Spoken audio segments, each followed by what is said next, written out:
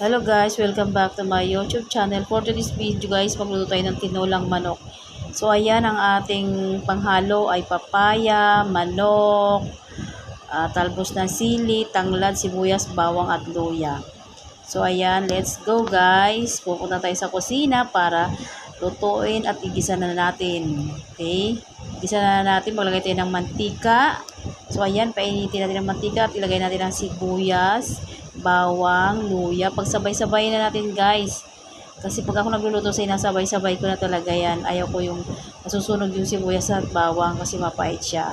So ayan, imekos-mekos natin ng konti guys ang ating mga ricados. So ayan, hanggang sa mag-brownish at mag-aroma ang ating mga sibuyas, bawang at luya. So ayan, halo-halo.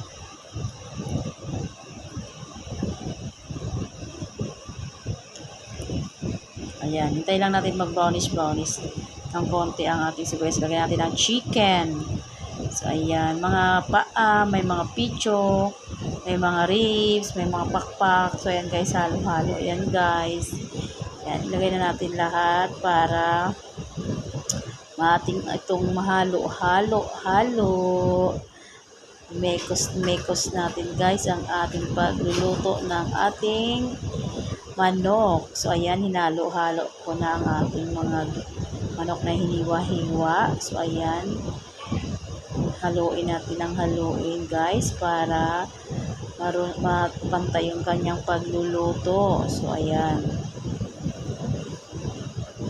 Huwag nating tigilan sa paghahalo-halo hanggang pagpantay ang pagluluto.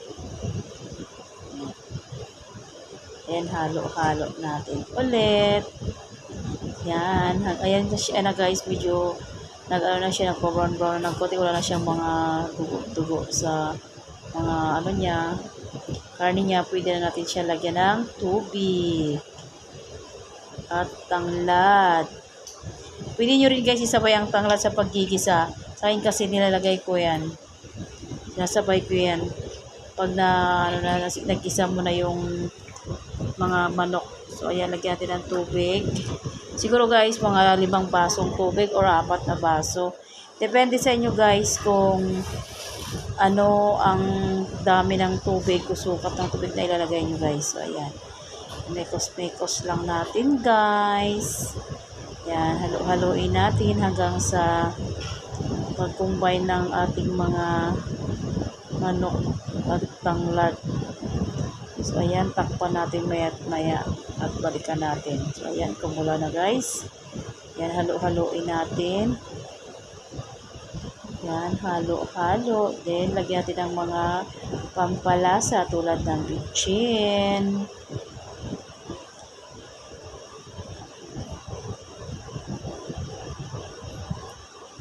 then paminta. Siguro mga 2 paminta na balot lang guys ang nilagay ko, yung tig-pipisong paminta. So ayan, nilagyan din natin ng chicken cubes. Mga 2 chicken cubes guys ang aking nilagay dyan. Then ang Lorin patis. Hindi nawawala guys ang patis pag ako nagluluto kasi yan ang pinakaasin ko at pinakatupig ko talaga. Yan ay pinaka pinakatimpla ko guys. Instead na asin, nilalagay ko talaga patis. Mas malasa kasi kapag patis. So, ayan guys. Ihalo-halo lang natin. Yan, masarap yan guys. At ulit, tignan nyo. Yummy. Malaki yung hiwa niya guys. Oh, sarap. So, ayan. Halo-halo lang natin ng konti-konti. Then, antayin lang natin naluto ang papaya. Ayan, ilalagay na natin ang sahog na papaya. Mas masarap guys kasi papaya kaysa sa sayote. Pero kung wala naman po kayong papaya guys, pwede namang sayote. Kung mayroon namang sayote, okay lang kahit walang papaya. So ayan, halo-haloin natin. Mekos-mekos natin guys. So ayan, halo-halo hanggang sa maluto. Ayan. Takpan natin guys at balik natin maya-maya. So ayan. Binalikan na natin. Pwede na natin ilagay ang ating dahon ng sili. Nung karaang vlog ko guys, ang pagluto ko nung nakaraan, ang nilagay ko malunggay at daon ng sili. At wala siyang tanglad. So ngayon nilagyan ko siya ng tanglad guys para mabango masarap. Try nyo guys, masarap siya lagyan ng tanglad. Para siyang lasang native na manok. So ayan, imekos-mekos natin guys. Oh, ang sarap. Sabaw pa lang guys, ulam na. Ayan, pwede rin din kayo guys magdagdag ng pampalasa dyan. Pwede nyo rin silang lagyan ng yung sinig. So yun guys, hanggang dito na lang. Please like and subscribe. God bless.